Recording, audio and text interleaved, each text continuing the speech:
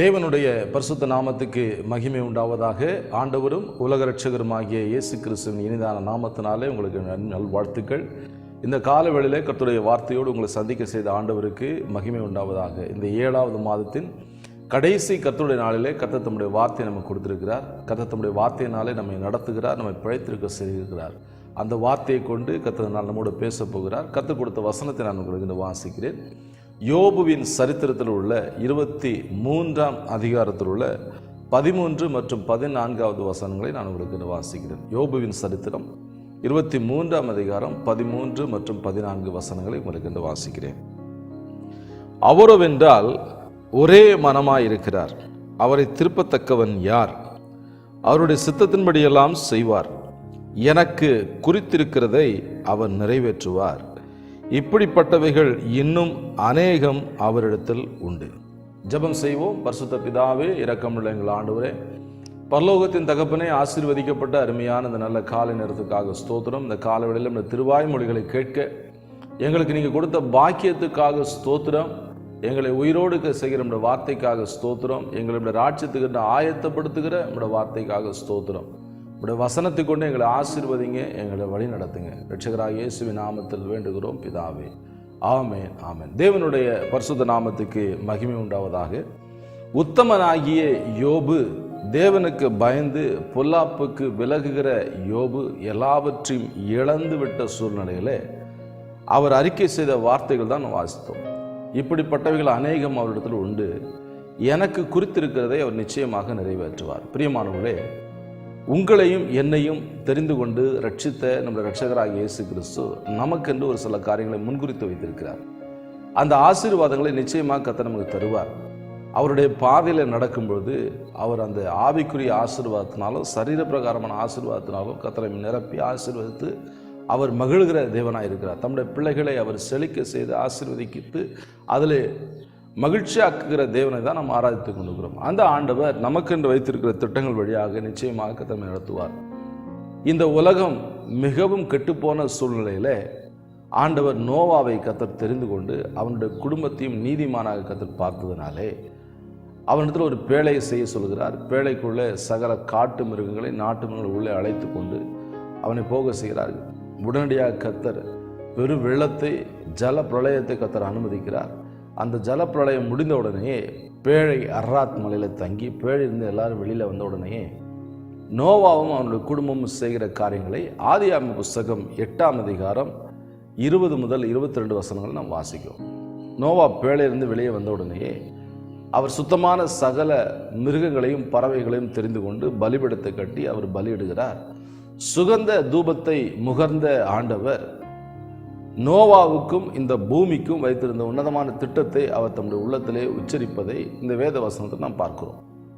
பிரியமானவர்களே, நோவாவுக்கும் இந்த பூமிக்கும் கர்த்தர் மிகப்பெரிய உயர்ந்த திட்டத்தை வைத்திருந்த ஆண்டவர் உங்களுக்காகவும் எனக்காகவும் மிக பெரிய திட்டத்தை வைத்திருக்கிறார். நம்மால் தான் இந்த பூமியை கர்த்தர் ஆசீர்வதித்தார். பாவம் செய்த ஆதாமால் இந்த பூமி சபிக்கப்பட்டது. ஆண்டவராகிய தேவன் சொல்லுகிறார், நோவாவுடைய ஜலப்பழத்துக்கு பின்பு இனி நான் பூமியை சமைப்பதில்லை, மனுஷனிமித்த பூமியை நான் சபிப்பதில்லை.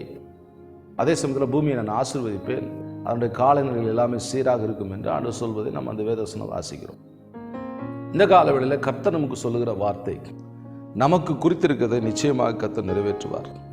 பூமியை கர்த்தர் ஆசீர்வதிக்க சித்தம் கொண்ட தேவன் நமக்கு முன்குறித்த ஆசீர்வாதங்களுக்கு நேராக கர்த்தர் நம்மை அழைத்து கொண்டு போகிறார். 1 கொரிந்தியர் 2ஆம் அதிகாரம் 9ஆம் வசனத்தை வாசிக்கிறோம்.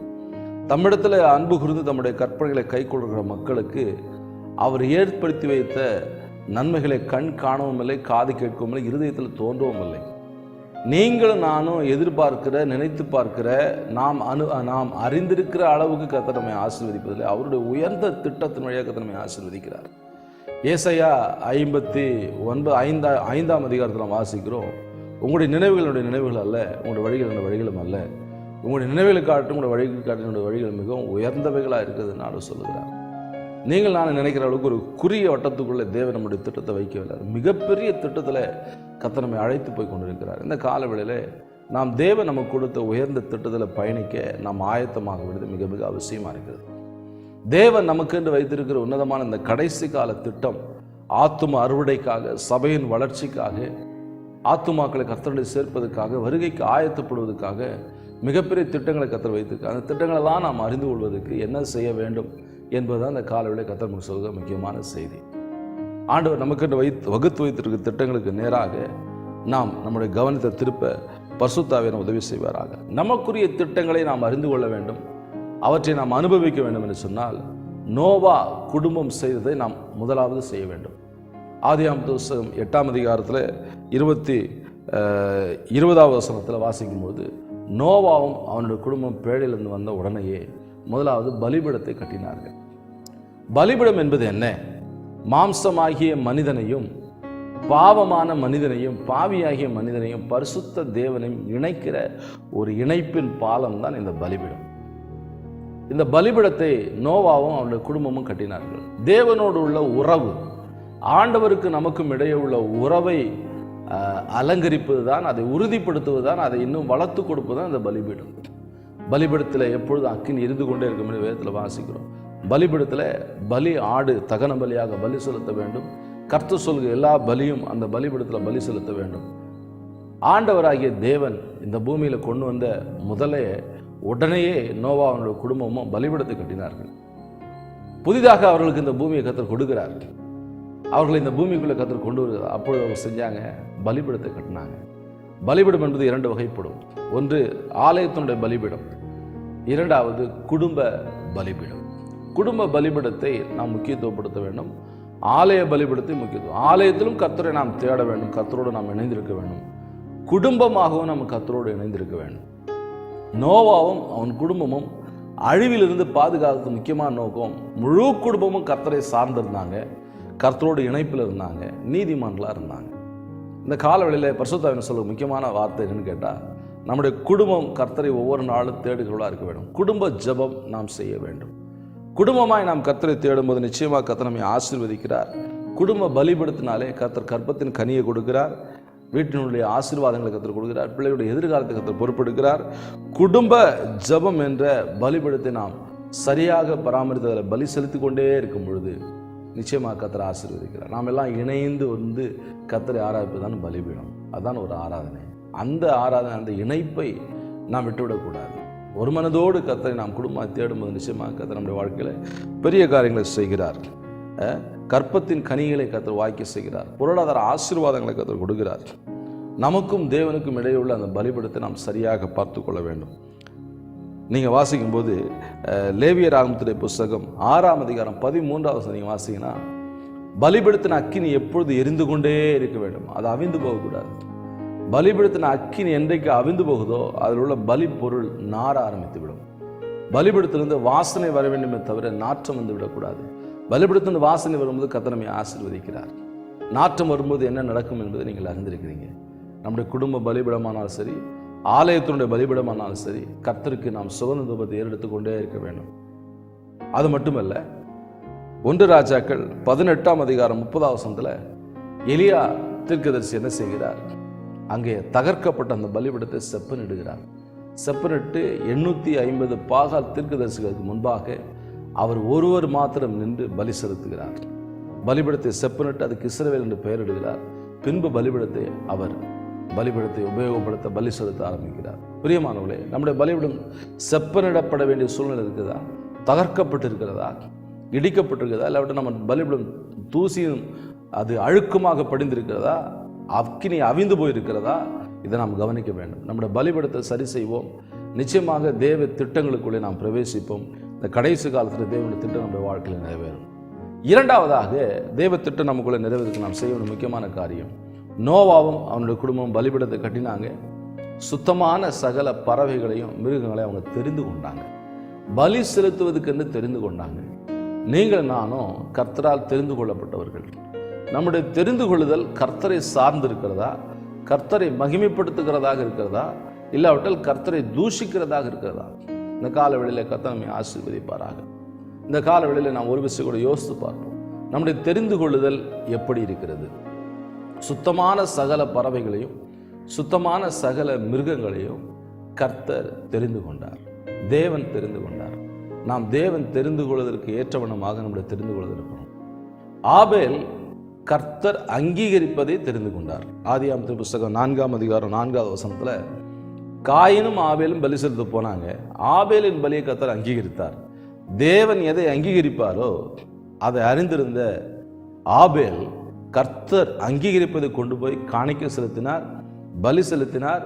உடனடியாக கர்த்தர் அங்கீகரித்து அவனை ஆசீர்வதித்தார். பிரியமானவர்களே, தேவன் அங்கீகரிக்கிற வண்ணமாக நம்முடைய தெரிந்து கொள்ளணும். வாலிப சகோதர சகோதரிகள் கவனிக்க வேண்டிய முக்கியமான விஷயம், இன்றைய காலகட்டங்களில் தன்னுடைய வாழ்க்கை துணை அவர்களே தெரிந்து கொள்கிறாங்க. நிறைய தொழில்நுட்ப வசதிகள் இருக்கிறது, நிறைய தகவல் தொடர்பு இருக்கிறது. மிக சுலபமாக அவர்கள் பழகிவிடுகிறாங்க. மிக சுலபமாக முடிவுகளை எடுத்து வாழ்க்கை துரிதமாக திருமணம், துரிதமாக டைவர்ஸ். அப்படி இருக்கக்கூடாது. தேவன் தெரிந்து கொள்கிற வண்ணம், தேவன் அங்கீகரிக்கிற வண்ணம் நம்முடைய தெரிந்து கொள்வது இருக்கிறதா என்பதை நாம் கவனித்து பார்க்க வேண்டும். கர்த்தர் அங்கீகரிக்காத தெரிந்து கொள்ளுதல் மிகப்பெரிய ஆபத்திலே கொண்டு போய் விடும் என்பதை நாம் கவனத்தில் கொள்ள வேண்டும். தேவன் அங்கீகரிக்கிற வண்ணமாக நம்முடைய தெரிந்து கொள்ளுதல் இருக்க வேண்டும். ஆபேலை போல கர்த்தர் அங்கீகரிப்பதை நாம் தெரிந்து கொள்ள வேண்டும். மோசே தேவ ஜனங்களோடு துன்பத்தை அனுபவிப்பதை தெரிந்து கொண்டார். எபிரேயர் 11ஆம் அதிகாரம் 25வது வசனத்தில் அரண்மனையில் வாழ்க்கையை ஆரம்பித்த மோசே தன்னுடைய காலகட்டங்களிலே அவர் தம்முடைய ஜனங்கள் துன்பப்படுவதை பார்த்து அரண்மனையின் வாழ்க்கையை வெறுத்து தேவ ஜனங்களோட துன்பத்தை அனுபவிப்பதை தெரிந்து கொண்டார். நாம் எதை இந்த நாட்களில் தெரிந்து கொள்கிறோம்?